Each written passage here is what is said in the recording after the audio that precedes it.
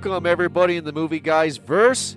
This is Jordan here, part of Movie Guys Podcast. We wanted to say thank you so much for downloading this most recent episode. If you don't know what Movie Guys Podcast is, we are a new movie review show that is updated weekly. You can check us out at movieguyspodcast.com and also movieguyspodcast.podbean.com. Sit back and enjoy the show.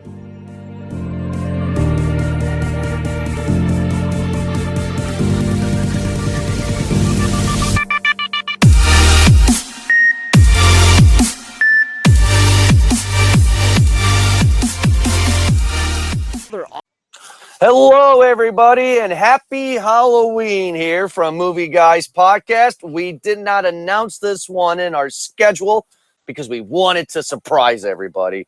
But tonight, I am Jordan, and I'm joined here with Eric and Ed, like always, and we are talking about The Haunting of Hill House, the Netflix original series, 10 episode. We're going to talk about the whole series, the season. But I have no special thing for this, so I'm just going to say, Eric, how the hell are you doing? Oh, happy Halloween. This is obviously a favorite time of year for adults to get drunk with an excuse, basically, right? And dress up as in costume as to do so. I don't know. You know what? I mean, I'm in good company because horror movies are my favorite. And you guys obviously agree with that, right? I mean, or at least somewhere around there. It holds a dear place in my heart, and it's hard nowadays to find a good scare, right? Ed, right? It is. It really is. I don't know if it's because we've become numb to it or, like guys like the three of us and some people I'm sure in the Movie Guys verse watch horror movies with a passion and a love, and you love when you see the murders that when you get a good scare, it's very, very rare. And, I can say I pooped my pants more than one time while I was watching this season. So they did a good job. This is a very special episode of Movie Guys Podcast. Ed comes clean. No, Ed made a mess. Oh, I like that, actually. yeah. Nice. So The Haunting of Hill House. Before, I'm going to say this twice before we get into it. But again, if you have not, everybody listen to the Movie Guys verse. If you have not finished it and you do not want to be spoiled, this is going to be spoiler filled. You're going to find out everything. So if you're that let's guy, give like a summary first so we can at least... I will. Yeah, we definitely give a summary, but I'm not going to talk about it just yet, but I'm just giving that fair warning out because it's like, you've got to finish the whole thing. But history with Haunting of Hill House. I first heard of this story back in 1999 with Liam Neeson and Owen Wilson with The Haunting. That terrible movie. Any of you guys seen The Haunting with Liam Neeson and Owen Wilson? In the theaters. In the theaters? Not see it. Yeah, really. I saw it. I remember seeing it in theaters, and it was dope. Like, it was dope. I mean, it's looking back, watching it now, it's very corny. What? It's definitely corny. I saw this in 2000 on a projector screen in my school's auditorium because I made the honor roll for the first time and only time in my life that year. So they gave us a special treat by not going to class and to show us The Haunting because why not? Wow, Swanton Area High School. Go you. Yeah.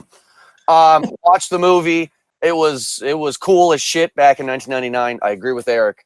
I actually watched the movie before I watched the Haunting of Hill House show, just to kind of see if my memory serves me well and blah, blah, blah. Far different from the source material. We'll talk about it. But not a very good movie. Ed, have you seen The Haunting at all? No. And I've seen movies like it, but no, I have not seen The Haunting. Eric, did you see the spoof Scary Movie 2? Oh yeah, of course I've seen Scary Movie too. Like, Ed, if you've seen Scary Movie 2, then that's The Haunting. That's one of the better ones, actually. Scary Movie 2 is definitely one of the better ones. Here's the thing, though. Really? Oh yeah, you kidding me? Chris Elliott doing that with that hand, and David Cross is in there too. Like it's by far the better one, I think. I still quote that movie as a 31-year-old man, like, stuff the shit out of it, and just See, there's so many good. Yeah, no, Loved that movie. It was great. Still is. Sure. Shorty getting rolled up by the tree and smoked. Yeah. Take it to the head. Take it to the head. Oh, you take it like a bitch. Wow. I've seen this movie too many times, I think. Well, yeah, it was 2001. I was 14 years old. Why wouldn't I? Happy he's still Halloween, anybody. But here's the thing: is that like I'm after watching The Haunting and after watching this series, I'm very curious to see what the book is going to be like because I've heard that the book is somewhat different from the movie and very different from the Netflix series. Absolutely. If you want to get a good adaptation of the book, if you just don't have time reading the book or listen to the audiobook, watch the 1963 movie, The Haunting of Hill House. And according to sources online, that is the most accurate adaptation from the novel to the screen. So the 1963 first Haunting of Hill House. If you want to check that one out, that one's the most faithful. I actually saw this movie. I remember because we saw the movie in the theaters, The Haunting, and my dad was interested to tell us. I guess he had read the book, and I don't know, parents big readers, right? And he rented this movie just to show, and we didn't finish it because it was. I remember it seeing. I think this is the same one. Maybe I'm thinking the Vincent Price Haunting of Hill House or Haunting House on Haunted Hill. House on Haunted Hill. Is that what it is? Yeah, I get those confused. Yeah, dude, a lot of houses on hills being haunted, man. Like, is there like was there a list? Can we go to the chart? I mean, there's probably a list. They're all built on Indian burial grounds, right? I mean, There should be like you'd think the contractors would learn. yeah, no. Yeah, you don't want to go down that route. Dude, well, I'm just saying you can't turn down prime real estate. Can't do it. It's cheap, and we all know that Native Americans will sell very high valued plots of land for very cheap. Oh yeah, listen, if you want the best views, you definitely go to an Indian burial ground. Yes. Yeah, I'm not doing it though. I've seen Pet Cemetery. No BS, no BS. My barber tells this story. Well, one of the clients that has the same time frame that I do, his family house that he grew up in, and now his brother lives in, is haunted.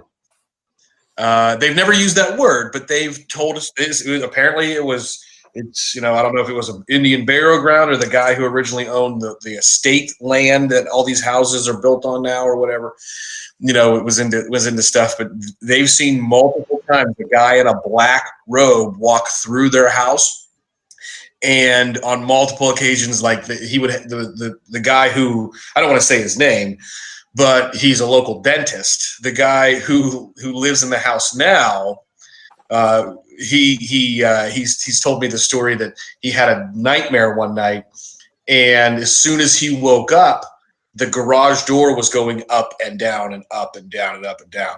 And he's not the only person that lives in this now developed area called, it's a certain person's last name that had lived hundreds of years ago. Like, call them White Estates, right? That all these houses in this development have similar stories of all the people that live in there and have lived in there in the past. Well, talking about similar stories. Yeah, I get it, man. And they're on hills, yeah, confirmed. Yeah, yes, we can just we'll say they're on hills. Yes. Yeah. We need to talk about this. That's what the fans have downloaded this episode for, so we are going to get into it. But again, one more tease here before we get into it. How we got to this point was I was on Netflix one day. I saw the trailer. I was like, okay, TV shows and I don't get along. I have a very short attention span when it comes to television shows. If it catches me right away and it loses me halfway through, I never go back to it. I'm very particular. Yep. I think that's everybody. That's the majority of the audience, right? Like Breaking Bad hooked me in, hook, line, and sinker. The first season of 13 Reasons Why hooked me in. The second season lost me.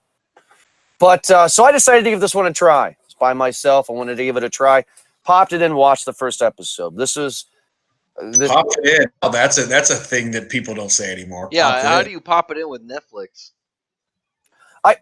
God damn it, I'm old. Anyway, so I rewound the episode before you returned it. Yeah. No late fees. Yeah. But anyway, I press play on my streaming Roku device and fell in love with the first episode. I called Ed immediately because I knew he was off that day and Eric was at work. And I was like, Ed, you got to check this out. Ed is just as an asshole with TV shows as I am. And he's like, I don't know, brother. I don't know. A few hours later, he's like, I'm halfway through. This is great. That's literally exactly how this happened. He said, hey, I just watched the first episode of Haunting of Hill House. It's fantastic. You should check it out. And he said we talked for about 20 minutes about the episode, right? And I said, okay, I'll check it out. And I watched the first episode, pooped my pants. And then the next day I told him, bro, like, you need to get to the episode this. And he goes, how the fuck are you that far? And I told you about it 8 hours ago and you've watched the whole thing. And just for the record, I just want the audience to know that this is twice that Ed has admitted that he's pooped his pants on there. So then what does Ed do? Ed goes to our behind the scenes here. He goes to our private group messenger and says to Eric, you need to check this shit out. Eric, did you feel the same way as Ed did? Were you like, I don't know, I'll give it a try? Or were you like, yeah, I'm game? I mean, like, when did you have an interest? And what moment, if you had one, where you were like, oh my God, this is great? This popped into my trending a while ago, and it was one of those where it was, or whenever, not a while ago, well, whenever it came a couple weeks ago from the state, and I ignored it just because I don't know, scary movies, especially on Netflix. Like, some of them are good, some of them are just I don't know. I wait for the word to come out first, I don't want to waste my time. I guess am I that much of a No, that's what you said, right? Yeah, that's basically what it is. And this was getting a lot of buzz. Ed was not the first person to tell me, but it was definitely the nail in the coffin. Just because it's like, okay, fine, let me check it out now. May as well, because I actually was in the middle of Daredevil. Like, I was like 5 episodes into season 3 of Daredevil. And that's why I was like, okay, let's get this episode to try. Just because, again, I can't really binge too much. I got to stand up, walk around, got to change it up, Mm-hmm. So switching from Daredevil to something scary, because I really wanted to watch some scary movies, was perfect because it scared the shit out of me. It was engaging, like, from the very start, right? Like, everything about it was great visually, sound wise too.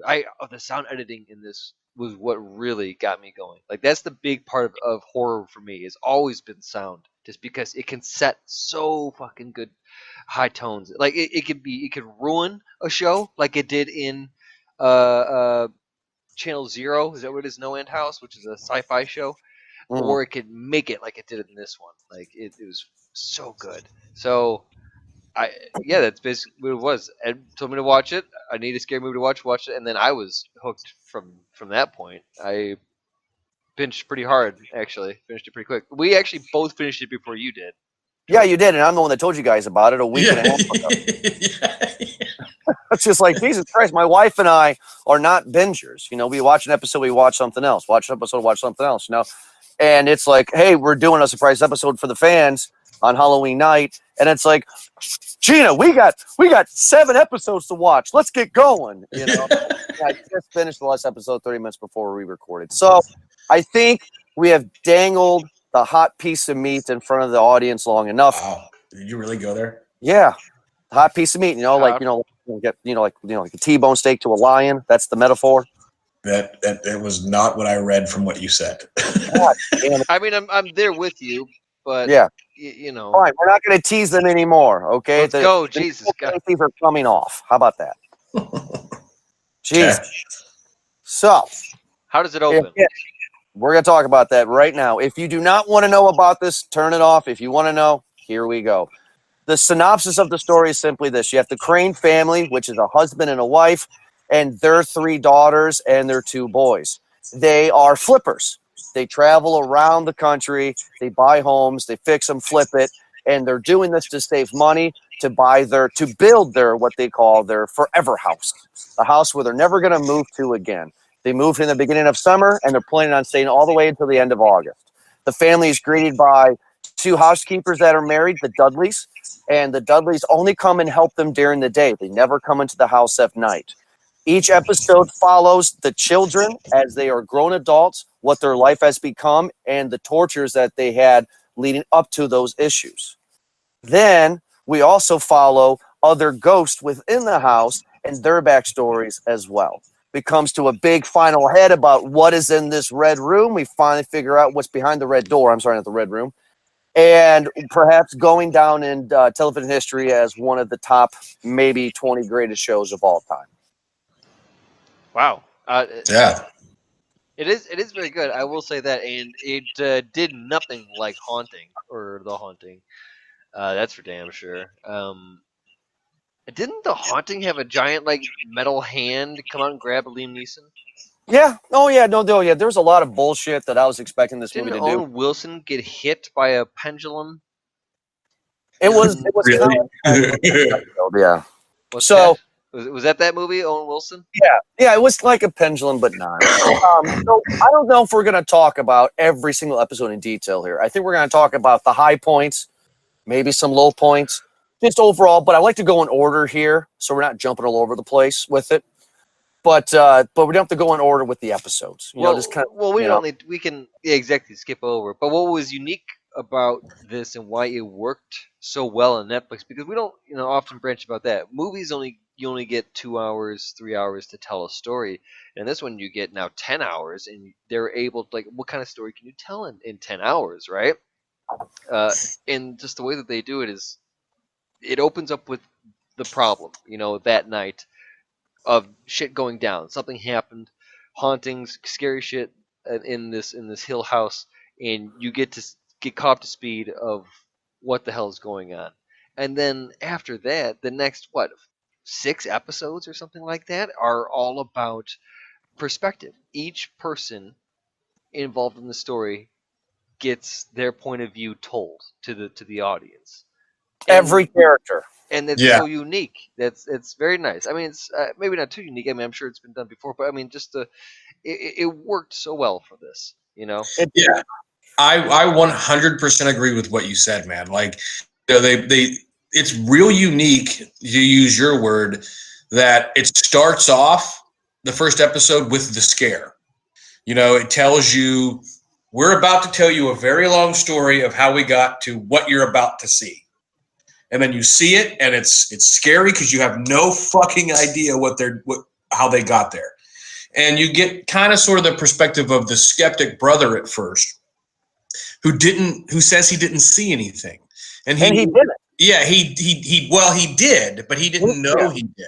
Yes, but not to the degree that everybody else did. That's why his story. Right, and he wrote a book called The Haunting of Hill House, and now he's a famous author, and his siblings, or so we're led to believe, all resent him for it because he made a gazillion dollars off of this book, and then he's since written one, but he doesn't believe in ghosts.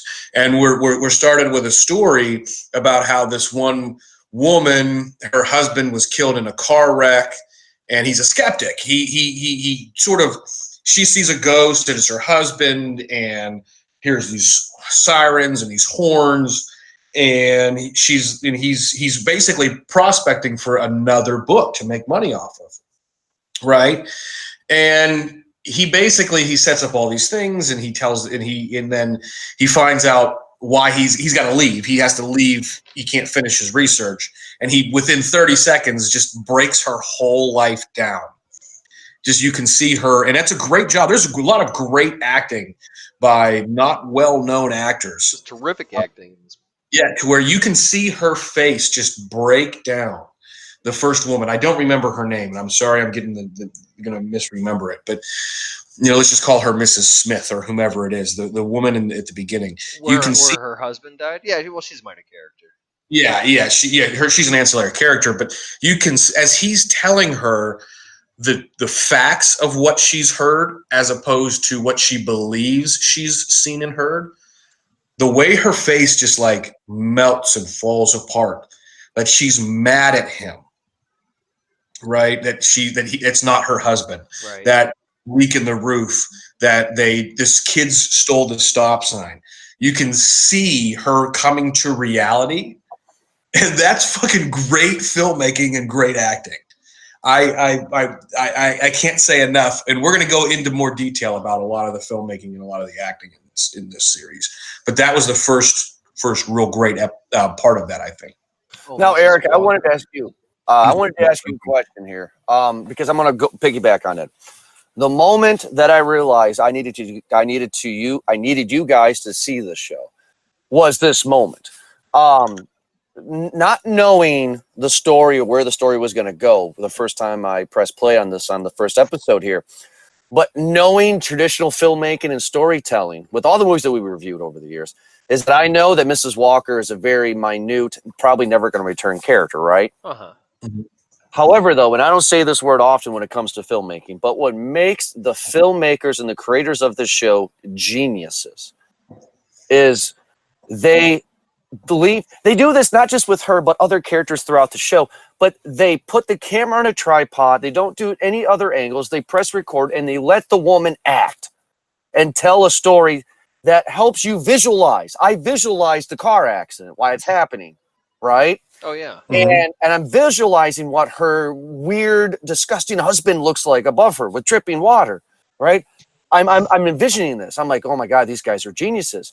Then what makes them even more geniuses, Einstein level, is that it's all debunked. It's like, this was not what I was expecting. Because I thought, the dripping water on his head, I'm like, boom, he's going to open his eyes. He's going to look up. There's the husband. That's what kind of show we got. Not terrible, but okay.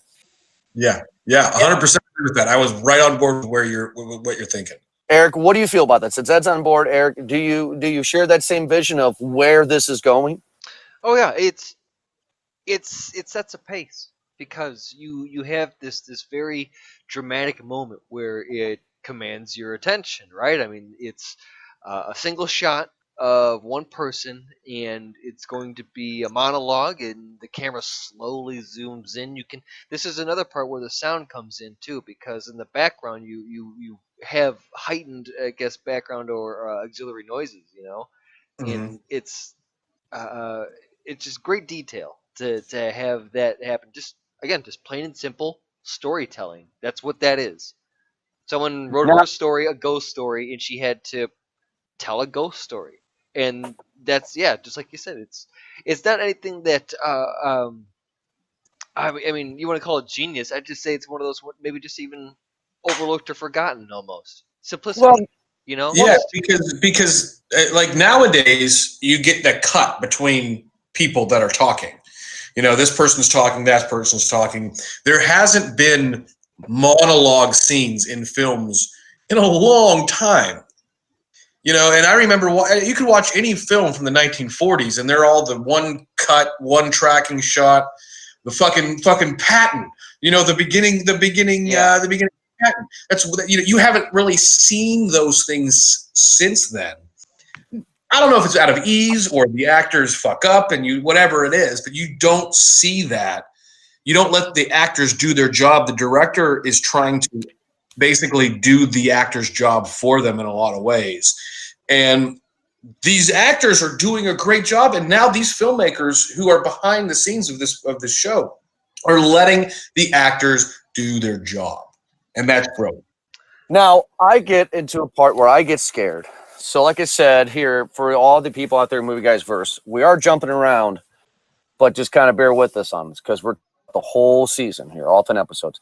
But the part that scared me in the first episode was definitely when Hugh Crane, the dad, walks in to his older son's bedroom and just pretty much says, "Shut the fuck up, don't say a goddamn word." And the doorknob starts to turn. That creeps me out, right, guys? It's like the unknown. Okay. Yeah, it's like, okay, scary ghost, right? And after the doorknob stops turning, he opens it up. He sees whatever that was out there is now gone. He says to his son, "Okay, now remember, shut the fuck up. I'm going to pick you up and carry you out of here, but you have to close your eyes."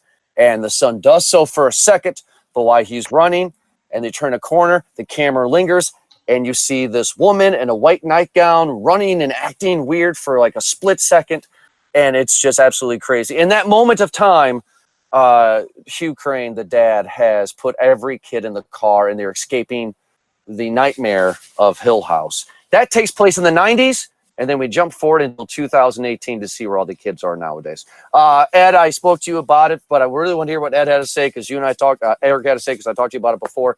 But Eric, that opening, well, not that opening, but that ending scare, right? Of get the fuck, like, come on, son, let's go.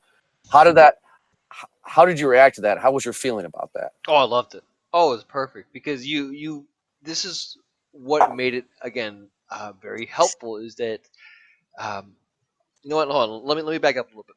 A lot of the other movies that I think what they're doing now is that because they're movies, they don't have this much time to tell the story, so they have to pack a whole lot in. Is that they're telling everything too quick, and you get multiple views on one thing that's going on. Dinosaur attacks, you get to see it from a bird's eye view, and everything else, or a zombie comes crashing through the wall, you get to see it from this, that, and whatever view.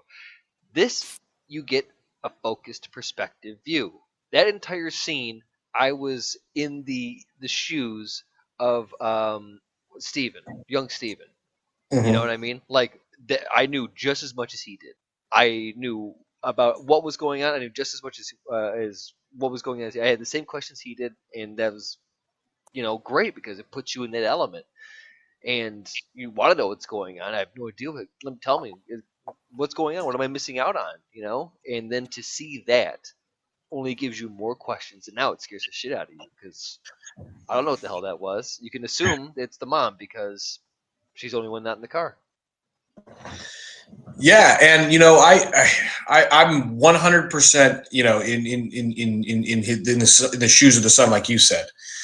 It's I was just thinking to myself after seeing that, like, what the fuck would I think if my dad? Because Steven didn't see anything up until this point, and he says he didn't see anything as an adult, and he even later argues the point, like, his siblings all argue you didn't see anything. Right. So at that moment, like, he does see something, but he doesn't know what it is. And the dad walking in and say, "Hey, be quiet. Whatever you're about to do, whatever is about to happen, keep your eyes closed. I'm going to pick you up, and we're going to run." That was a cerebral scare. And when they just turn the corner and you see the woman in the white dress, who we later find out that what really was going on there, but that was fucked up. Like, I could imagine myself being, what would we say he is? 10, 11, 12? I'm at 12. Yeah, 12 sounds good. And that moment defined his life, and that's why he hates his dad. That moment was, and then he get in the car and they get in the car and they all see their mom up in there in the window staring. And it's that moment defined their lives, and they became who they became, who we're introduced to throughout the rest of the next few episodes without a backstory we have to piece it together through the show. So that was fucking scary. Well, that's another thing too, is that like there are things that you have a lot of questions about because okay, so after that events happen, now you're getting caught up with a little bit of the after effects. Police are called, and tabloid headlines and police questioning are all taking place too. And this is where you kind of get an ear that you need to be very kind of aware that there are a lot of details going on. You need to pay attention, motherfucker, because I heard that's my first question was in that, and I'll see if you can catch this. The police officers talking back and forth when they said, well, "What about the other body?" Yeah. And you're to say, "Well, wait, whoa, time out there. It's like, I'm aware of maybe possibly one body that's there, Mm-hmm. So that was my first heard. That was one that stuck me in, actually, because I was like, whoa, wait a minute. Are we just gonna ignore this? Like, can we go back and talk about this? And eventually, we do. But that was a great part. Like, these little details, and then also, Jordan, you weren't the one that said that throughout this entire series too, that there are ghosts hidden throughout throughout the scene. So you have to pay attention to every little. There are hundreds of Ghost, Eric. Ed, I don't know if you check this out. If anybody wants to check this out, just go to Google. I don't know where the link is on Facebook anymore. Just go to Google and type in Hidden Ghost Haunted of Hill House Netflix. And they have stills of every episode, and they have red circles outlining the ghost. It's not bullshit, meaning somebody mistakes a plant for a fucking ghost. Like it's legit. But there was a ghost behind Steven when his dad was talking to him. We got to get the fuck out of here. And when they're running down the stairs, there's a ghost crawling underneath the stairs too. Oh yeah, and one of the things that I've noticed, and I've pointed out to other people as I've been telling them about this show, right, is almost in every scene, the person that haunts whomever that is in the scene, right? So the bent neck lady somehow, some way is in all the episodes with the one daughter, right? And the top hat, even as an adult, is the guy with the top hat, who I can only assume is Mr. Hill, or whomever they say that they buried himself in the wall, right? Yeah, they had explained they explained a lot of the ghosts. I think they explained all of them. Well, and every time there's a window, there's a face looking at somebody through the window underneath the stairs or behind a chair. Yeah, they're there, and you only see them if you're paying attention. And Jordan, I can tell you this, because of you, I fucking paid attention, and I caught a lot of them. I can't say I caught them all. I didn't count them. But yeah, you can see them when you pay attention. And all the people in the Movie Guys verse, if you haven't watched the series yet, just pay attention and you'll see ghosts and shit. Even the ones that we're rewatching. They don't scare you. They're not there to scare you. They're just meant to be always there. Watching atmosphere. Yeah. Now we go into episode 2. I don't remember much of episode 2 because that was almost 2 weeks ago. All I remember from episode 2 is that the older sister, I'm sorry, I forget her name. Shirley finds a litter of cats. All the cats start to die in the second episode, so one by one. We start with the eldest, right, Shirley? Yeah. So and we work backwards, right, from oldest to youngest. Yeah. So we go to her, and all I remember is all the cats dying in the second episode, and the one's cat's eyes look weird, and the dad kills it. Was there a scary I'm trying to remember the second episode because I don't remember much.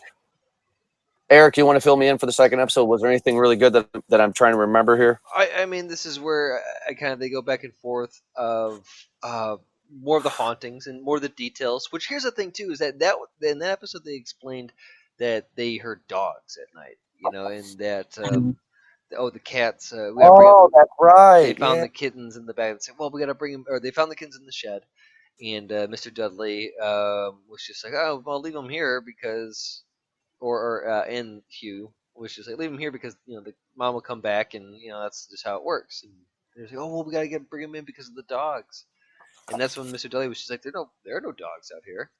Which was great because they followed that for like a couple more episodes and they stopped bringing it up. But you forget about the cats. The one died, and then all of a sudden they all died except the one. But it had like cockroaches or something inside of it. No. It has its eyes were weird, melting eyes. Were these? There were cockroaches came out. There were cockroaches come out of the first one when they went to bear. Were these ghost cats? Well, I doubt that. They were probably real cats meant to, I don't know. They were probably real cats. Now, also, though, what was going on? Wasn't Shirley talking to a kid about some sort of... Did we get it? Luke was. Luke was talking to Annabelle or Isabel? Abigail. Yes. Get your names right, boys. But yeah, it went through Shirley's thing about death and the cats, and I thought that was pretty much the second episode. There was not much really that caught my attention. Sure. Well, you got to remember, throughout most of the show, we're forgetting a big major part, by the way, of the first episode when they tell you, oh, by the way, she went back to the house, the one sister, the youngest sister, and killed herself. And the son, Steven, is like, wait a minute. He's on the phone with his dad. He's like, wait a minute. What do you mean she killed herself? Like that's not true. Yeah. Yeah, and you see and this is I got a huge chill out of that. That's the moment that made me, for the third time now, say this, poop my pants. But at the end of the episode, because you see like the brothers coming down the stairs, who we're told is now a heroin addict or a drug addict, and he's like, "This isn't what it looks like," right? Excuse me. And he says, "Look, just take the money. Here's my money. Just give me my camera back. You can, or give me the iPad back. You can have the camera." By the older brother. And so he goes upstairs and he sees his sister and he's like, "Oh shit," that's like, you think that's going to be the scare. Then all of a sudden we find out she's dead, and it jumps up right to you and Ring has style. yeah, and has the black eyes and the face, and like she's trying to speak and she can't speak. That is the Yeah. first episode, yeah. Yeah, so that was really creepy for me. That one really got me. I was sitting in my chair watching it, and it wasn't so much a kind of scare. It was more of it gave me chills, and I sat there silent and still for about 30 seconds. Here we go. Okay. So in the second episode, we get in the introduction to a few more of these scares. Here's the other part too: is that with these longer episodes, is that not only do you get to have better character development, like we all enjoy out of this, but you also get to go for longer scares. You get to build it a bit more. In this one, we get the introduction to Mr. Smiley. Mhm. That's number 3. Yes, Number we get the introduction because Theo is coming into this, and so they talk about it a little bit. The other part too is that we get a big scare with Theo and Shirley in Theo's room and the banging on the walls. That's right. So we get the banging on the walls in the second episode. Oh, And that's right. then we also go back to the past where Shirley, a big character moment for her, where Shirley's afraid to see her deceased mother in the casket. So the mortician guy helps her and coaches her through. And ultimately, Yes. that is the reason why she becomes a mortician herself. Yes. Mhm, mhm, And then yes. we do get introduced to Mr. Smiley, which goes into episode 3, which is all about Theo, the bisexual or possible lesbian sister. She's a lesbian. And she wears gloves. Why does she wear gloves? Because we find out that she possibly has a special power to where if she touches you, she can see and feel everything about you. She's Right. sensitive. Right, Yeah. which we did later find out all the sisters are sensitive, but specifically her and the mother. Mhm. But she has a superpower. Pretty much, yeah. She can touch anything or anyone and learn. Like, these ghosts are giving these people gifts because they want to take them over, right? And they want to empower them to sort of, I don't want to say take them over. I don't know, maybe not take over the I house. was asking, is that right? Do they give them gifts to kind of like just make them do their bidding? Kind of like the whole trucks. Well, I don't know about do their bidding, but maybe that's right. But each one of these siblings is given something by these ghosts, except for the oldest brother. He's not given anything. And so like what's the youngest daughter? She becomes depressed. The oldest brother is a drug addict. They're twins. They're tied together. So depression and drug addiction. The Theo, she has the gift of she can touch anything. She's And- unbreakable. Yes, Oh, yes. And the oldest sister, she's not necessarily given a gift per se, but she becomes cold. She becomes basically soulless. She's the one that has no real feeling. You know what I mean? Until she, and she's haunted by something. She's the only one that's haunted by something that's not from the house, by the way. We find out later what that ghost is, but we see this ghost several times, or it's really a manifestation of some guy sitting down everywhere, holding a drink and like just sort of spinning his drink and tapping his drink, saying hi. Yeah, I was wondering what that was. We'll find out also later because I want to talk about that.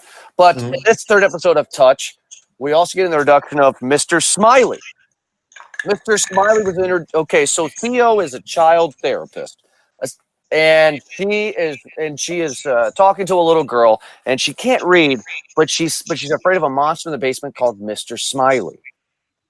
So now I'm wondering, I'm like, where is this show going? Because my initial thought was, in the first episode when Steven, the skeptic, I I was like, oh, is this gonna be one of those kind of educated dramas where it's like there's actually no ghost at all, but they're just they're skeptic.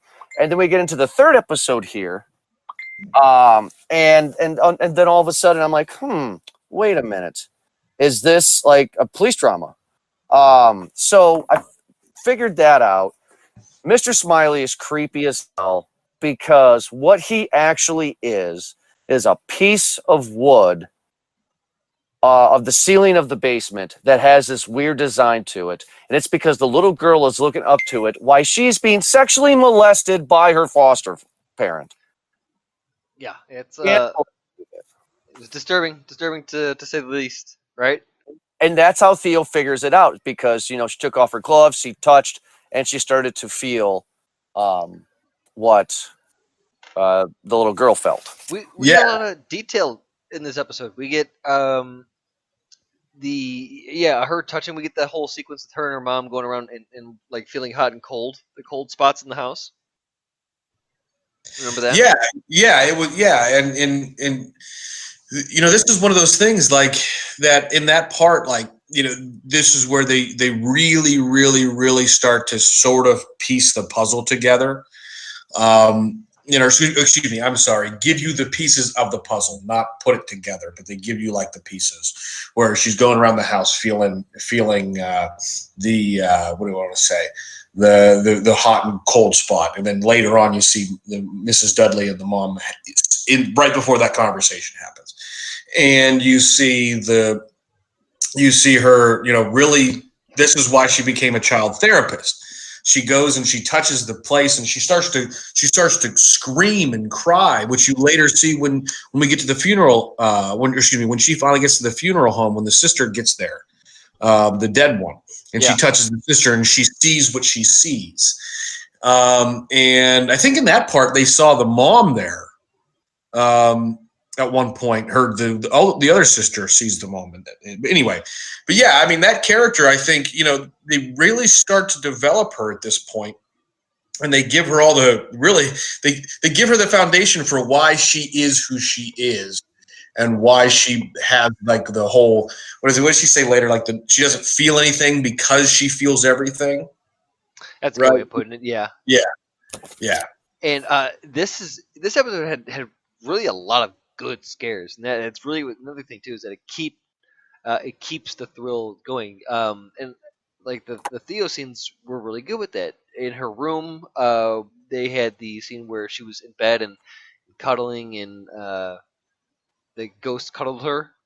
Yeah, I know the hand thing. What was with the hand thing? Because it never came back. Well, that's how she got her. That's how she got her sight or her touch. Oh, by the ghostly hand. By the way, do you guys, Eric? That was the little boy. The little boy. That was a little boy ghost. Yeah. The little boy ghost in the wheelchair. Yeah. Because I didn't see his face. That's why I was wondering what ghost that was. Well, that's because that's what room that she was in.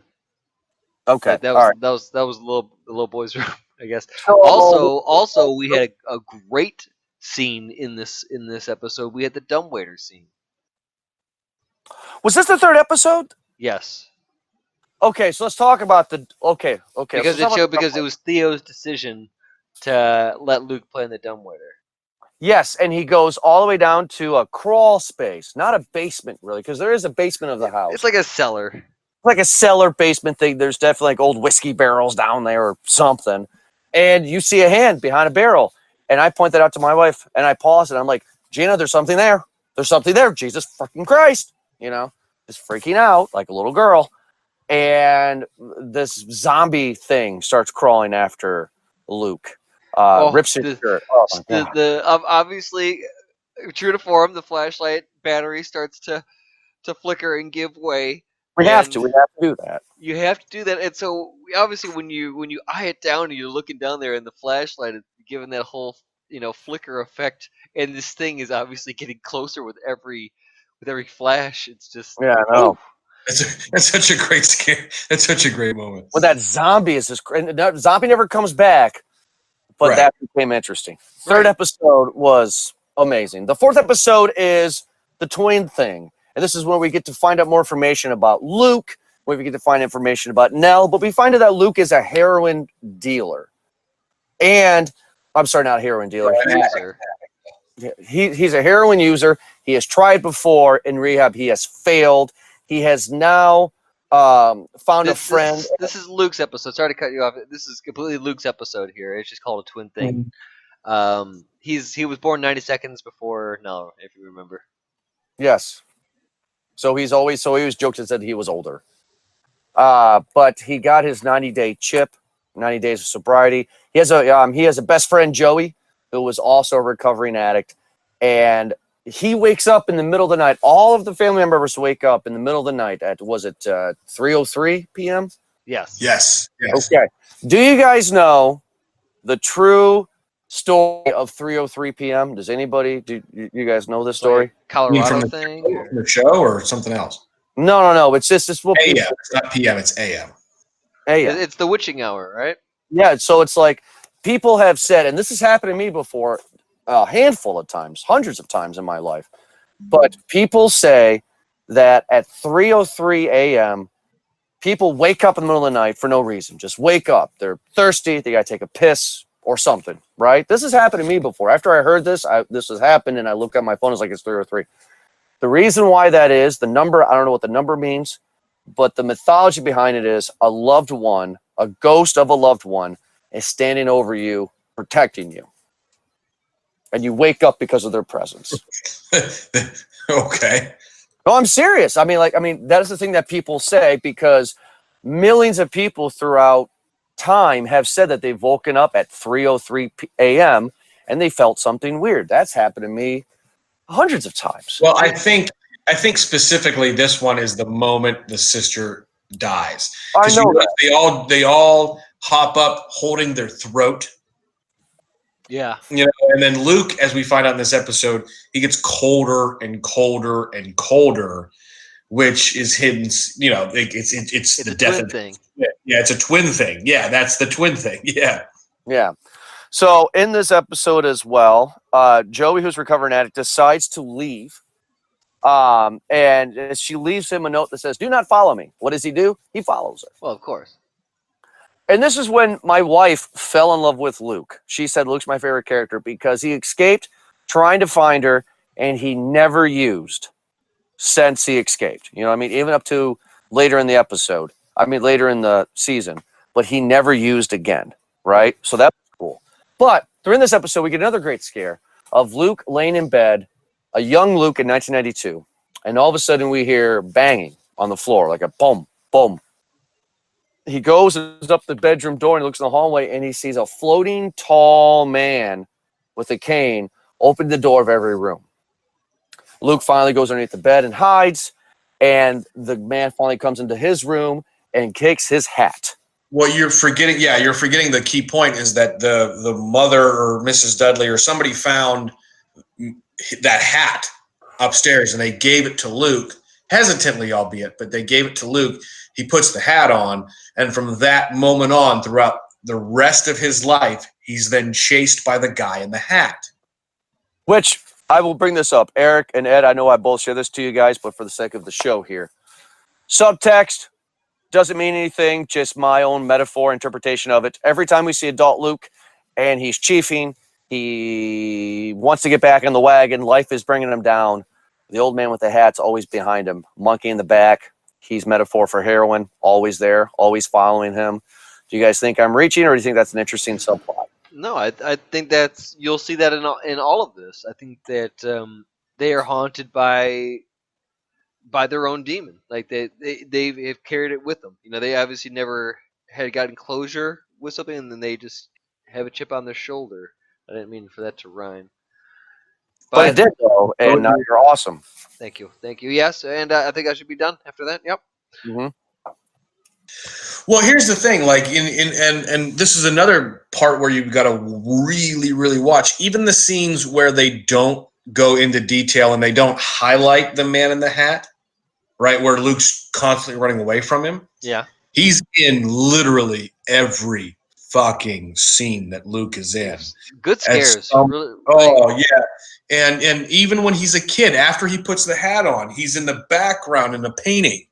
and you can see like the guy with the hat, right? And we're to assume then, because I think it's in this episode that it's Mr. Hill or whomever. He buried himself in the basement, and we find him in the basement there, the skeleton. Then he changed his mind. Wait. Yeah. Why was it this episode? No, he didn't. That's a later episode. But I was trying to remember. Because I saw the episode last night or the night before. Can either of you guys tell me why Mr. Hill decided to bury himself in the wall? Was it to commit suicide, or was it to hide, or what did they? Probably to hide, because there's other ghosts. Like, I don't know exactly what the time frame was for Mr. Hill, but we see generations of ghosts. And I'm not trying to give away the end of the episode or series just yet, but we later see literally, spirit upon spirit upon spirit, including I don't even remember her name, but like the woman that's dressed as a flapper, right? Poppy. Yes. I don't know if that was later or if that was before. I don't know. Like I'm assuming that was before. We got to see a few glimpses of her by now. Not We this have. episode, but it's still like it's unclear of like she's just another ghost in the house. Yeah. So Eric, do you know? Did they say, or do you have a theory on why Mr. Hill buried himself in the wall? I think they had mentioned it in. That's what I'm trying to wonder. What was it that he did? Why? Oh, geez, I'll have to look it up. I don't remember completely. Was it because he was hiding from the ghost? It was maybe it was something like that, where he was just trying to wake up and he was trying to hide from his nightmares. Is that what it was, or I don't know. It was something like that. All right. Well, I'm sure.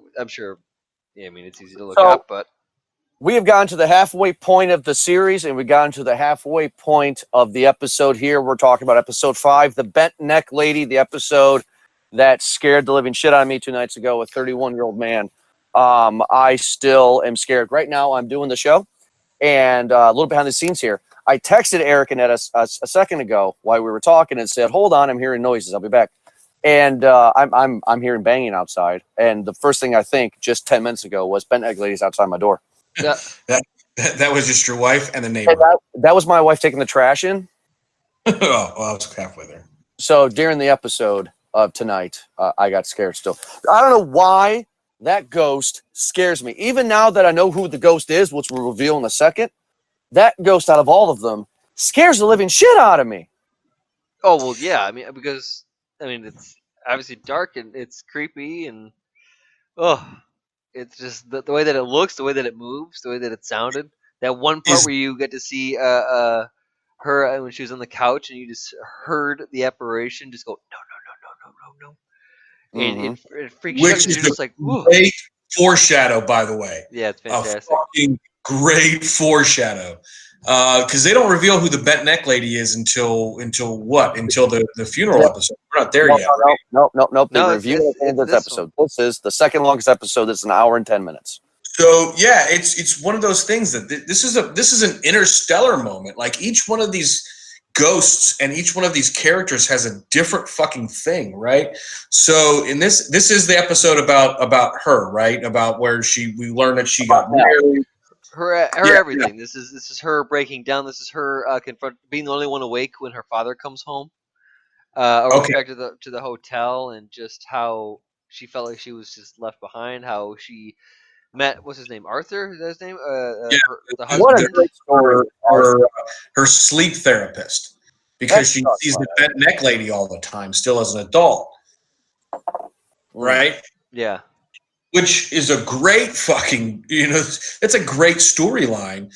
She meets this guy, she falls in love, she doesn't see the Bent Neck Lady anymore, but she has these night paralysis because of the Bent Neck Lady. And because of that, she meets her husband, because she goes to a sleep study. She only has it every once in a while, and he like wakes her up, and he's real gentle, and he tells her how to, they fall in love, and they move to L.A. with Steven, right? And then she sees the Bent Neck Lady again, and there's like one time she sees her, and then the last time she sees her before she has her breakdown It's in their bedroom, in their home, with her and her husband. She sees the bent neck lady. She can't do anything, and Steven dies. Not Steven. I'm sorry, Arthur. Yeah. Dies of a brain aneurysm. What they call a brain aneurysm. Yeah, which was another great scene. And my wife during that scene, because they the filmmakers lied to us, which we'll talk about in the episode of the episode by the bent neck lady, not this episode. But when he's walking and turn on the lamp, you hear a crunch of the neck and he falls down. And my wife screams at the screen, "It's the bent neck lady. She killed his husband, that bitch." Just freaking out. And great episode. So then Nell just can't take it anymore. She's going back to the Hill House. Was she going back to the Hill House, Eric, to kill herself, or was she going back there to, no pun intended, face her demons? Come home now. Remember that on the wall? Remember where she got accused of? Yeah. Well, which we later see the mom wrote in another interstellar way, which was "Welcome home." Right, and we also get a few episodes back. We got the introduction of the mom saying to the daughters that she'll turn the front light off 2 times, or turn it on 2 times for them to come home. And you see that throughout the entire series too. You do, which is always like, it's like, don't go in the fucking house. But anyway, I think this was because what was so sad about Nell's story is that she's like this. She feels somewhat ignored, right? Like all this stuff is happening to her, and she really can't seem to get, like, she's trying to reach out, and nobody is paying attention to her. She's going through all of this shit, and nobody's giving her the time of day. She crashes Steven's book reading at the library, right? Yeah. And that's obviously a desperate cry for help right there. And he blows her off, right? She goes to help her twin, Luke, and he bucks her up for cash to go, or for her to go buy heroin for him. Yeah. She's a bent neck lady there outside while she's waiting for him to get his fix. Mm-hmm. Right, and you see it kind of in all parts. Oh, she also gets to see Luke dead too in the hotel, and she's dealing with a new therapist. So basically, she's had all these cries for help, and it's almost just like she's like saying, "Fine, fuck you guys." Then I mean, I guess I got to do it by myself, and that's just basically what I think. It was a little bit of both. Like she was trying to confront the demons, but at the same time, I don't even know. Maybe she was just giving up. Hers is a very tragic story, and it was one of those where after everything comes and is told about, pretty much after she dies, you're just like, oh man, I want to give her a hug. Yeah, I know, right? You don't want to give her a hug now because we're going to reveal that Nell is the bent neck lady. She goes into the house. She sees her family there. I'm freaking out watching this because I'm like, this is not real. They're scary ghost people. What the fuck? And she's in her yellow or like a white gown. She goes up to the metal swirling steps. Her ghostly mother's there. And all of a sudden she touches the locket on her neck because she's always wanted her mother's locket. And there's a noose actually around her neck, not a locket. She gets pissed off the edge by her mother, and she falls to her death, being like getting her neck broke. However, though, twist, she falls through time, going through the past and revealing that every time that she has seen the bent neck lady as an adult or as a child, it is actually her, becoming the ghost of the house.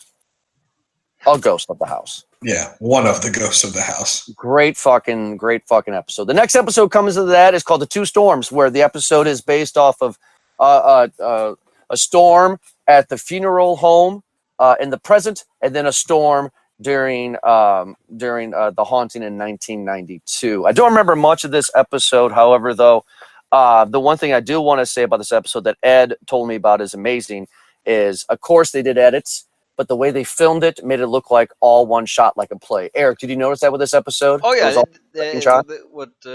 they call them, a oneer now, I guess.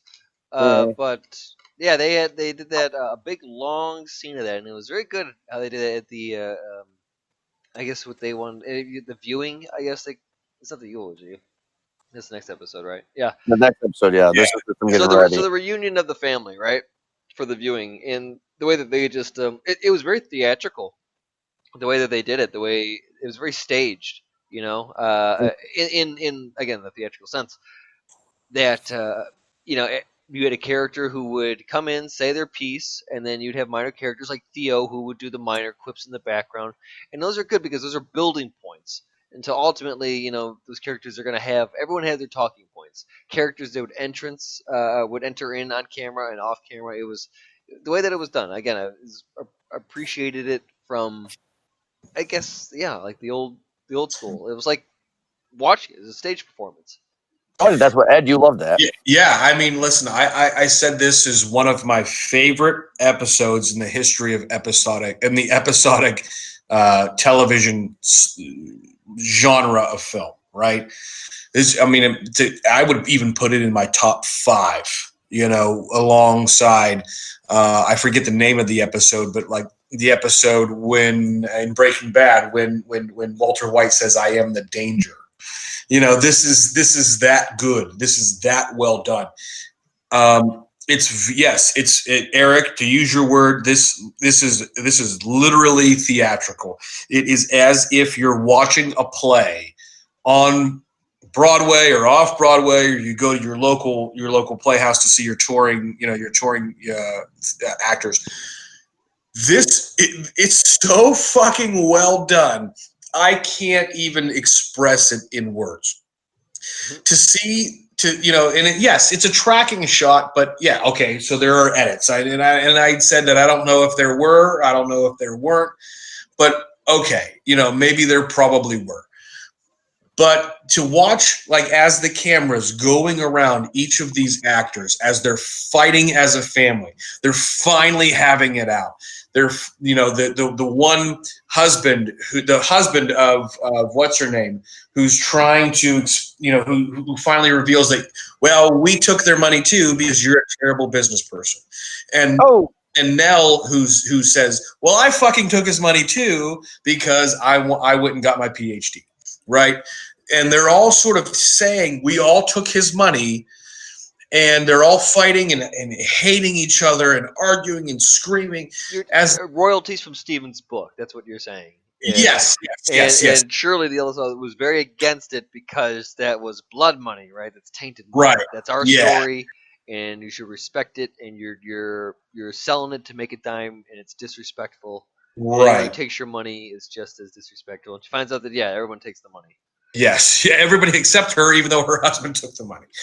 And she also thinks that her husband is having an affair with Theo in this episode. Oh yeah, she catches that. She catches the two of them sort of making out, but what looks like in which we find out later, it's something different. But what got me, the 2 moments that got me in this episode, where I can say that this is literally like my favorite of the entire series and top 5 all-time episodes of a show, is when the actors, they're sort of looking around, like they're all in a circle arguing, and when they focus on somebody who's talking for a moment, even though it's a tracking shot, you can see them sort of look off in the background when they see Nell, and they just brush it off as nothing. I'm just not seeing anything. They give a double take, and then you see Nell. And then you're like, okay, I see what they were looking at. And then it's another person, and it's another person, and it's another person.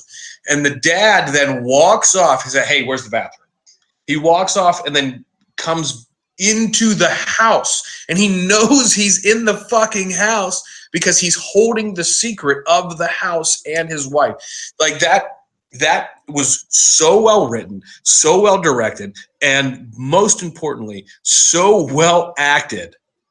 Right. That, I can't even. I've tried to put it into words, and I know I'm rambling, and I apologize to the movie guys versus to you two for rambling a little bit about how much I love it. It's so well fucking done that's that moment, that film, that 5 minutes of filmmaking is why I fucking love movies and why I fucking love TV. So I had a problem with this episode because it fell into a common trope that you see in ghost movies.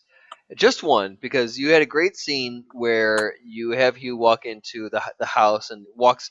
By the way, the entire fucking series, and I know you guys already know this, just the way they do the flashbacks, seamless. Yeah. Beautiful, just the way they draw it, and then this particular one was perfect too. The way that they flip back and forth between uh, uh, then to now is also very well appreciated. But this one was obviously better because he had literally walked into the scene, and you got to see it that way, and you got to see the first problem where Nell goes missing, and during the big vicious storm, right? And Yeah. all the families in the I forgot front about that. foyer, and everyone's huddled, and everyone's holding each other, and then suddenly Nell goes missing, and everyone goes looking for her, and then she, it's like, oh, I was here the entire time, type thing. But Mhm. Oh, that was so good. That was such a metaphor for the same moment that was happening in that funeral home. Oh my God! That, like I can't. It's another. I can't. I'm sorry. You the continue. part that I'm saying is the part where I'm like meh about is this is when you got to see some really fucking crazy behavior. Crazy storm happened, and where it's really really loud, right? And windows start to break, and this is from my perspective of as Hugh, as the dad, and he's looking around trying to find Nell, and then he notices Olivia, who's right, Liv, start what I can only describe as teleporting throughout the house. Right.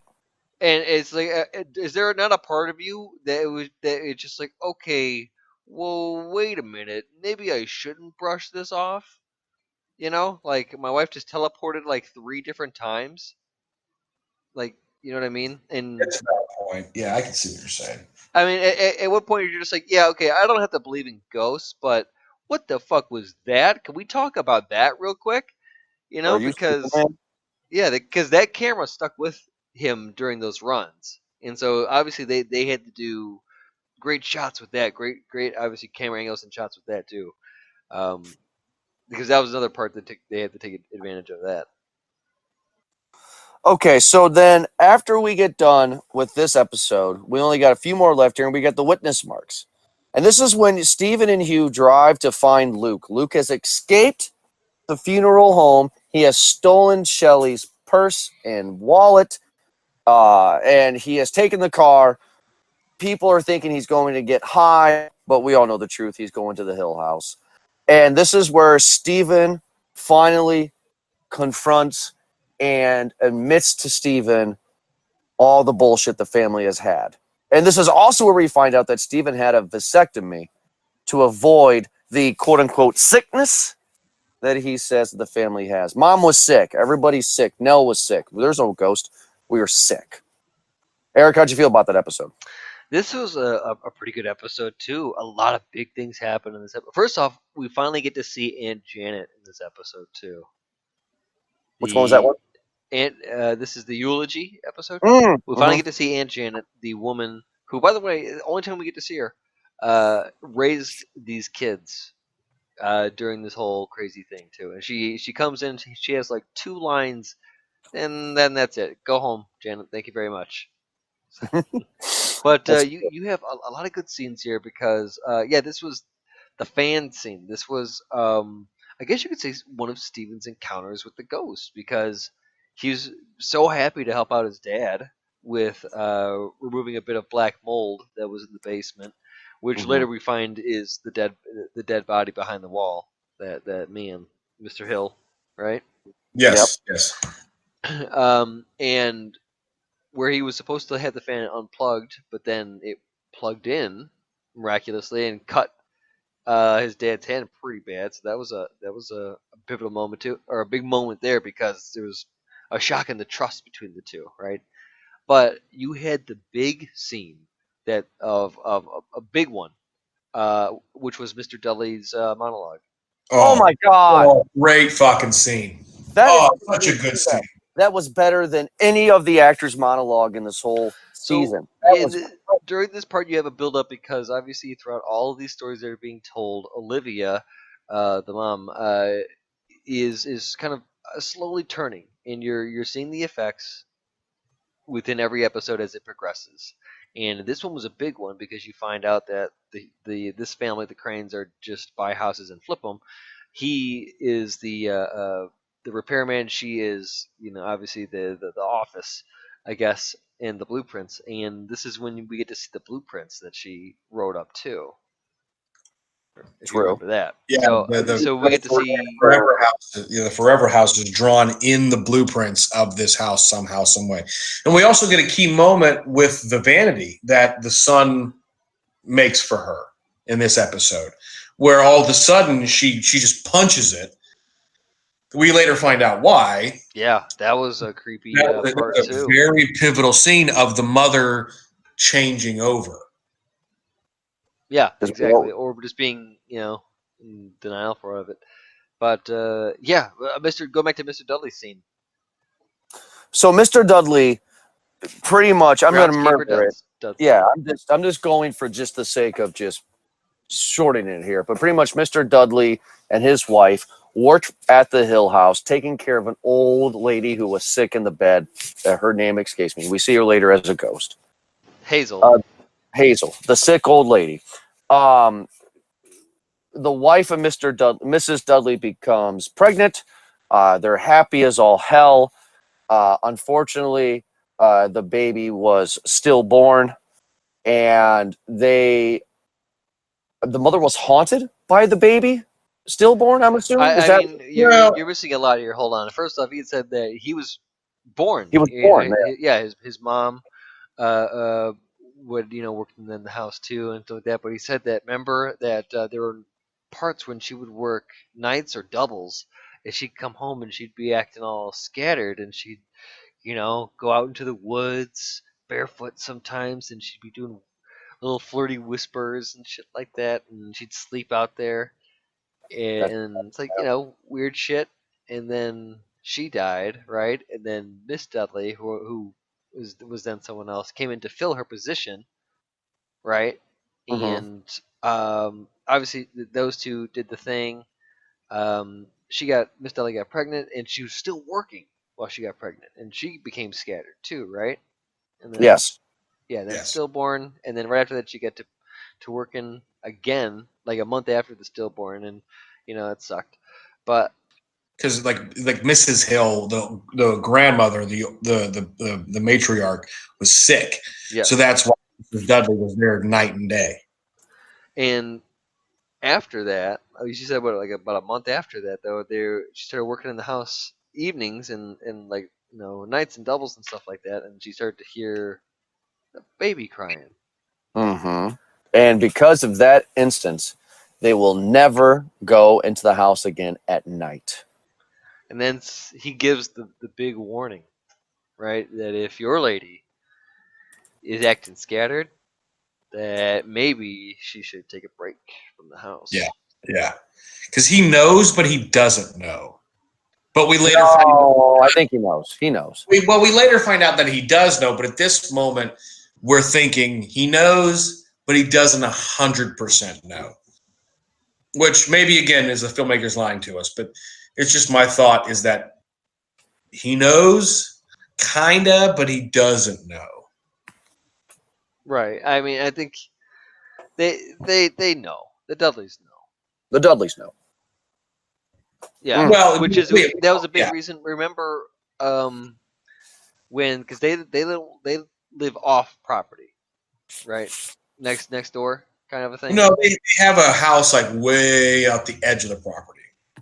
So, when the Cranes bought the house, he was offered the job, and he said that he would. I remember Miss Dudley was just like, "Nah, fuck that, I ain't going there." And then she found out that there was a family that was going to be living there with 5 kids, and that's when she said, "Yeah, okay, I'll join on to make sure." Which we find out this whole thing in that monologue. It's a good minute and a half of fucking dialogue. Where again we see the filmmaker just lets the guy do his fucking job. Yeah. It's on a tripod and it's slowly, ever so slowly zooming in on him, but not really because it doesn't go right to his face. But it slowly, ever so slowly starts to zoom in on him. In and out of sadness. his eyes filling up with water. Yes. Yeah, he's crying because he's telling the story of his Very, stillborn very. baby. You can tell it's like personal the way he tells it. You can tell that it's really Yeah. coming from deep down. And I think I overlapped that whole Miss Dudley thing. I think that's part of her monologue too, in It is. the episode that follows. So we got to Yeah. talk about that because we're down to the last 2 episodes here, and we don't want to have the fans just sit here for 2 hours. So we get into the last 2 episodes here. The 9th episode is called "Screaming Mimis." Is that right? Wait, we didn't talk about witness marks at all. Yeah, we did. We were talking about eulogy there. That was Mr. Dudley's thing. Oh, we got 3 more episodes to talk about. I'm sorry. Yeah, that's no, we didn't. I thought they were talking to. You know what? I actually got them screwed up there. Yeah, you did because. Yeah, I got them screwed up. That's my fault. That's okay. Episode 9. Well, I'll tell you what. We could breeze over this one really quick because with this one you just have heavy dialogue between the sisters, between Shirley and Theo here too, and then you have a big dialogue between Mrs. Dudley, right? A big one, pretty much saying the same thing that Mr. Dudley did, but just woman to woman saying, "Hey, you know what? Well, no, this is the Stephen thing. This is where you start to see that Stephen did have encounters. This is the one where you're talking about where. Yeah, but we didn't know he had encounters. Yeah, we screwed him up." But yes, Stephen said that Stephen said to his dad that he's never saw a ghost. This is all bullshit. And then he was talking about the clock guy and stuff. And then Stephen's dad said, "A, there was no guy cleaning the clock. That clock is like so old and shit. Like you have to become like a fucking karate master." An artisan, yeah. Yeah. So you saw a ghost, you just didn't know it. And second of all, and Steven's like, "Yeah," which this was creepier to me. He goes, there was no treehouse. How in the fuck could I build a treehouse? We've been trying to flip this house. We're only here for a few months. There was no treehouse on the property. I never built you one or Luke one. That was awesome, right? Yeah, that was a kind of a fucked up question there too, because you're just Right. like, well, wait a minute, because I'm quite sure there was a treehouse. So then also with this episode, it's all about Olivia and what happens. Now we get to see everything that happened in episode 1, and we get to experience more. We find out that Olivia starts to get possessed. Now, what I like about this, No, she's never possessed. well, No, she's no? just driven crazy. Yes. isn't that possession? Isn't that a ghost possession? Well, no, possession her head? No, actually is she- taking she- control. Yeah, the ghost, the flapper, what was her name? Poppy. Poppy. She's She insane. manipulates her into because she's such a sensitive to the spirit world. She manipulates her. She doesn't become possessed, she becomes manipulated. All right. Yeah, so Okay, fine. All right, fine. I will agree with that. I was gonna say tomato, but you guys have convinced me. You're right. Now, what I was expecting and what I got were completely different about this mother episode, because this is important, because these are a lot of scenes in this movie that were in the first episode, just a different viewpoint. yes. So the mother finally gets manipulated and she gets the rat poison. She does not leave. She's supposed to go to Aunt Janet's house to get away from the house. She doesn't. She goes to the same hotel room I think the whole family does eventually in their life. And then she comes back and she gets rat poison and she mixes it with the tea. And Whoa, wait, what episode are You're you jumping on, man? you're jumping way ahead. You're jumping way ahead. isn't this the last episode? Isn't episode 9? No. Yeah, but No, You're- again, that's we were episode talking 10. about witness Episode 10. marks. Oh, okay, man. Hold on. I had the references up right here. We're talking about witness marks. The witness marks is the one where they're on the chase. We have a long car ride. Stephen and the dad are on a long car ride to go get Luke from burning down the house. You also have Shirley and Theo hot on their trail, too. You also have a great monologue from Theo in this episode confessing to Shirley what actually had happened when she touched Nell. Remember that? That was after that random scare with Nell in the car, wasn't Big it? scare. Yeah, that was a really good one too. I think that was everyone's favorite scare just because it was so unexpected. Mhm. But you have another thing that they keep on coming back to is and this is Stephen also makes the vanity for his mom too, but the black mold is referenced 3 different times in this episode, and I'm curious to know about that because you had the black mold that they're talking about in the basement or the other the cellar with his dad and Steven, trying to get rid of that, and obviously the thing keeps on coming back. The black mold that was at the bottom of the vanity, and Oh, also yeah. and also there's a scene when now do you remember the model house that Shirley has in the funeral home Yes. of the Forever House or of her house or something like that? Mhm. Um, there's a part that has black mold on it. So this black mold could be the soul of the house in subtext. I mean, it could be that too, or there's a lot of hidden meaning in this too. We can get into that a little bit because there's a lot of theories about that. About who the characters represent and what the house is, that we can get into. But that's basically what this was. Then you have also it ending with Luke attempting to burn down the house and the house resisting. And what's her face grabbed him? The 1920s one. Abigail. Oh yeah. We also get to see other parts of Abigail through his episode too. But yeah, but again, the bigger part, a very well acted scene, I thought, was Theo confessing to Shirley that I wasn't doing anything with your husband. He was just the closest thing that had light. He was the closest thing that I could reach and grab onto, and I did, and he saved the fuck out of me. And that was it, right? That was Yes. a Yeah. very You're right. big, powerful scene. Big, powerful scene because, you knew deep down that Theo wasn't banging her husband, because A, she's a lesbian. But B, her character wouldn't do that. It doesn't strike me her character would do that. So it was great for her to confess. And it was great for her to get her sister to understand, hey, look, we're going to win a battle here. Probably some of us or all of us are not going to come back alive. I'm going to spill the beans here and tell you that I did not have an affair with your husband. You need to calm the fuck down because she is the worst character in this show. I hate Shirley. She's a bitch. Shirley, bitch. Anyway. So, but then we get into the next episode, which I was confusing with the mother and the rat poison and everything that we described earlier. Now, what I was expecting and what I got was two different things.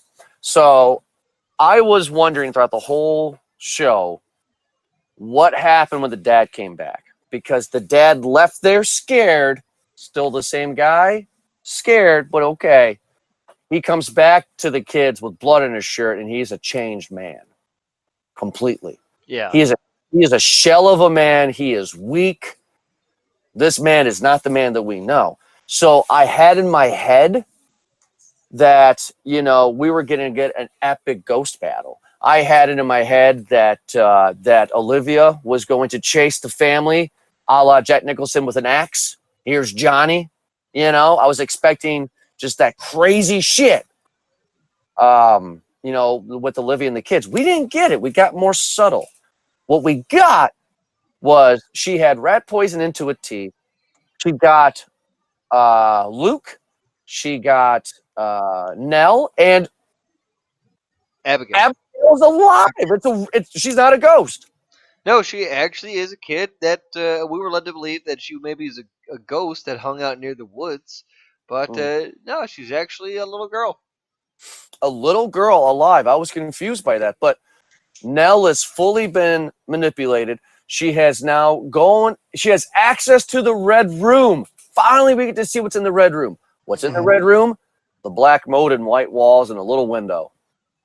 Something. Well, now, wait a minute. They explain it later. That I'm not getting into. Just go for a second. Okay. So, throughout the whole season, we're wondering what's in the red room, and boom, it's just white walls, a little window, a little tea set table, and mold. And the mother's trying to get the kids to fucking drink. While that's going on, the dad is woken up by Shelly that says, hey, mom's acting crazy. Mom's back home. And he's like, what the fuck are you talking about? And he sees the rat poison. He begins to look. And kids are in the room. Yeah, kids are in the room, but fuck, Abigail. Thank you. I was going to say Annabelle again. Fuck. But Abigail takes a sip of the rat poison.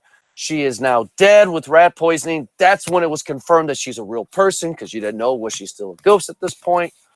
And the dad comes in, saves the day, pushes the mother. What are you doing? She gets knocked out, and this is when he gets all the kids out, besides Steven. And what happens after this is all the kids are out there wondering what's going on with Dad. Dad is hurrying to get Steven. Dad sees or hears that Olivia is coming. Olivia's leg is kind of busted because she got pushed really hard.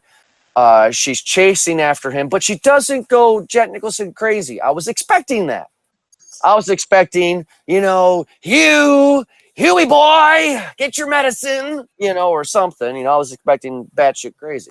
Well, I mean, she's definitely batshit crazy at this point. Well, not necessarily. She's just like lost. She doesn't know what reality is at this point. No, she doesn't. But I guess I was just expecting, like I said, just an overacting experience because this is what I'm used to. We don't get that. Hugh locks himself into Steven's room. That's why the doorknob turns. She walks away because she sees an old woman, and the old woman on the bed says, "Hey, don't listen to that 20s bitch.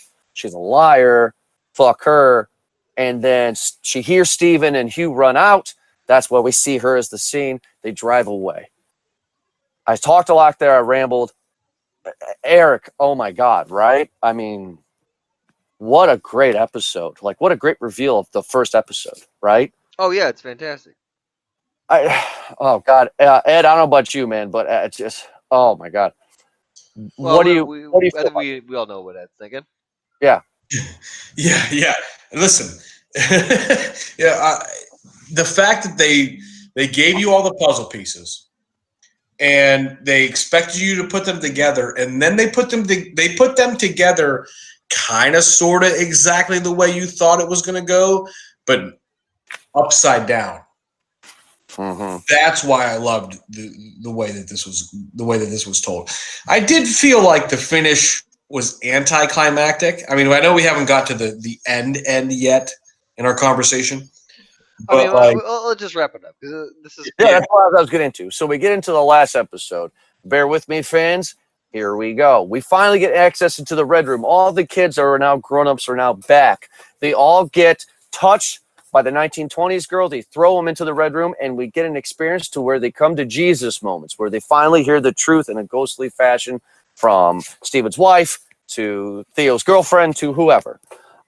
In this moment, we also find out that Hugh has a heart condition, and he wants the kids out of the room. And Nell and Olivia makes a deal with him that she will open the room essentially if he. I know they don't say this. Just go with it. Where I'll open the room to the door if you could. No, he says it. He's like, that's when she says, "Kill me if you let them go." Exactly. But this is where we find out the reveal, the big reveal. So we find out that the Red Room is whatever it wants to be. We have seen the Red Room throughout the whole season. The Red Room was Theo's workout MTV room. The Red Room was Steven's game room. The Red Room was the library for the mother. The Red Room was the treehouse. It was also in Harry Potter as the room of requirement.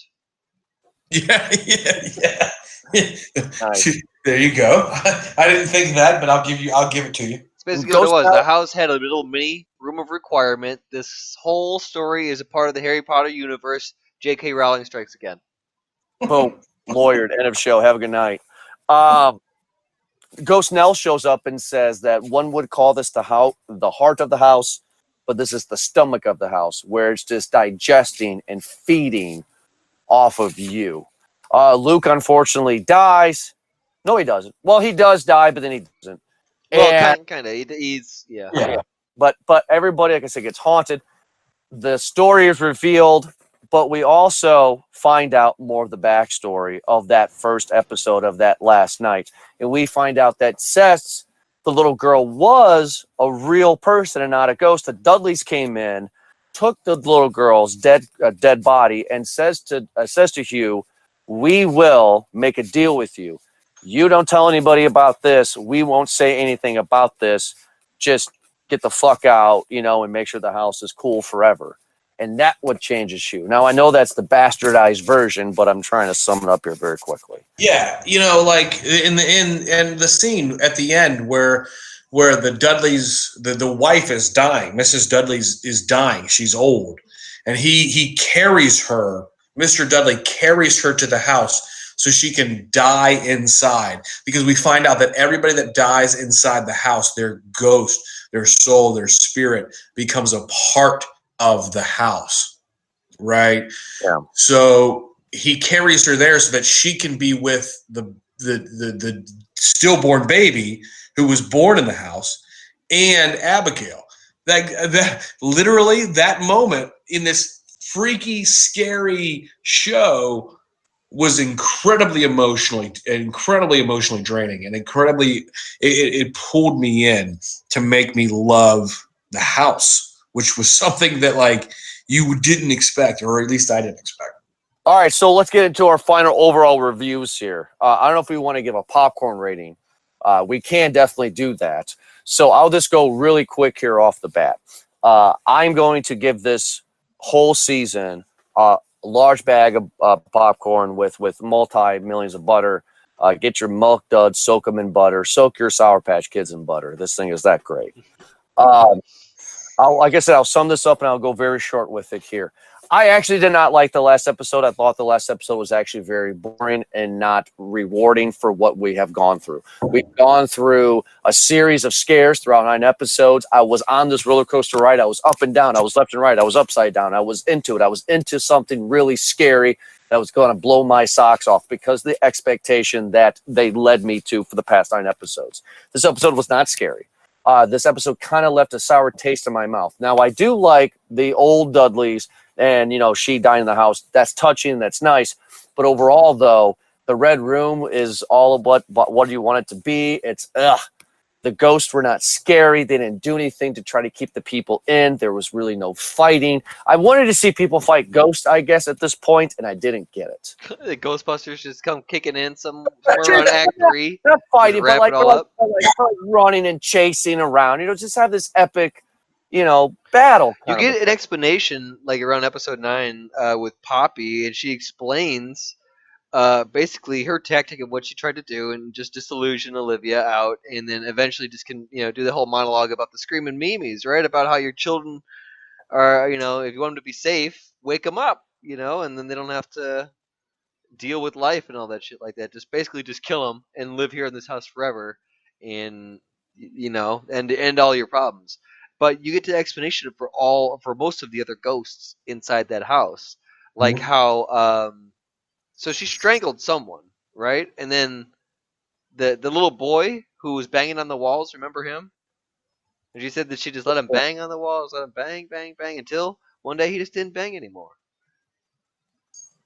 No? Yeah. Yeah. So like, yeah. Yeah, and so you get the explanation of the different ghosts there, and then you get the old lady ghost Hazel Collins saying that one's a liar, and that whole revisiting thing. I mean, it's hard to wrap up a scary movie.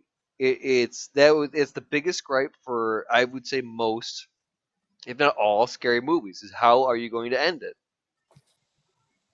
So then, Eric, what would you give it then? What would be your? I mean, a large bag, I'm assuming. Oh, I love this series. Are you kidding me? It's fantastic. I hope that if they were to do, I don't know, like a sequel, I mean, it has to be an anthology. Like, it can't be a sequel, a follow up to these people, because that's just lame. But I enjoyed it. Fantastic front to back. It provided good scares, good story, good character development. I thought it was fantastic. Yeah, every part about it. The ending was like not the worst that I've seen. It's better than the other parts of. I don't know. It ended it and just been like, yeah, this is a house and it's just got ghosts in it. So fucking get out of the house. It's just basically what it ended as is like, yeah, there is a house on a hill and it's got a bunch of ghosts in it. That's the end. Well, Eric, I will say this before we get Ed's final review, before we close out the show. There is going to be a season 2 that's already been confirmed. They're going to be filming season 2 in January of this year, and it will not be following the Crane family. That's all the writer and director has said. Good, fantastic then. Yeah, anthology seems to be the new way, finding a lot of success for a lot of different shows. I actually think that the second season should be all about the ghosts that have died in their stories. My opinion. Ed, popcorn rating for The Haunting of Hill House? Well, just like both you, I mean, this is a large bag of popcorn with extra butter and salt and just basically Some M&Ms or Milk Duds in there, whatever the hell you want to do.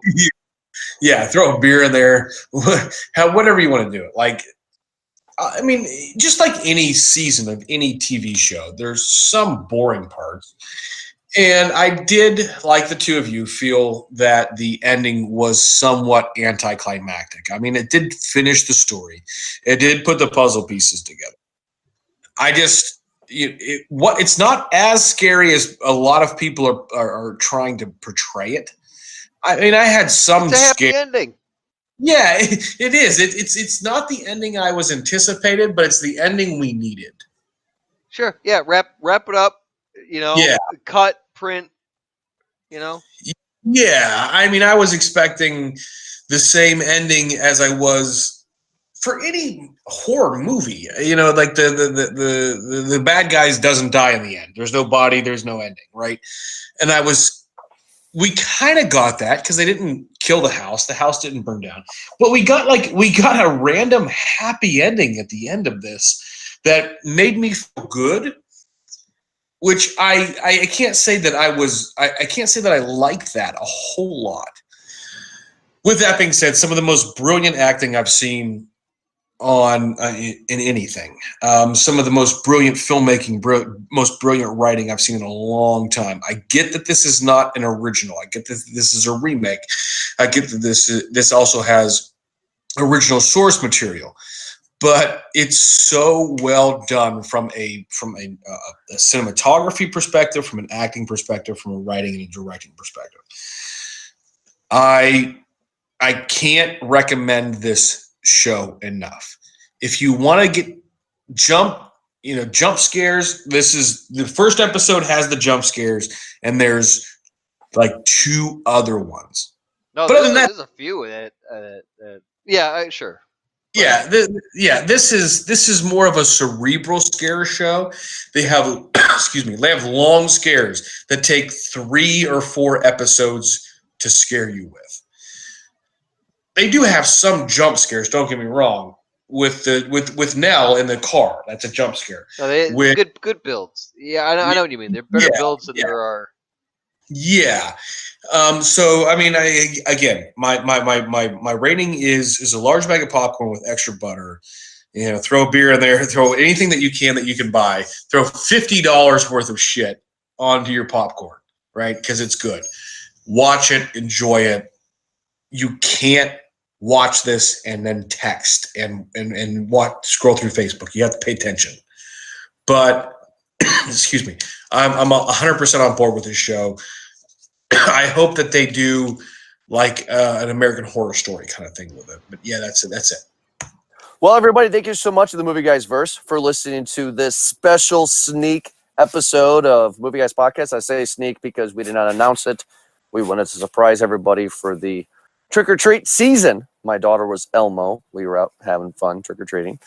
But if you like this episode, make sure to check us out at movieguyspodcast.com, movieguyspodcast.podbean.com. Check us out on social media. Find us on Facebook, Movie Guys Podcast, and follow us on Twitter at Movie Guys Pod. And also, you can download this episode in other forms of media, such as go to Spotify, go to iTunes, and iHeartRadio, and just search Movie Guys Podcast. Eric and Ed, thank you so much for talking to me with this awesome, special little sneak episode here of The Haunting of Hill House. We here at the Movie Guys Podcast love the Movie Guys Verse, and we appreciate all the downloads. Thank you so much, guys. Happy Halloween. Have a great time. Be safe out there. And we'll talk to everybody next week with Bohemian Rhapsody. Have a good evening.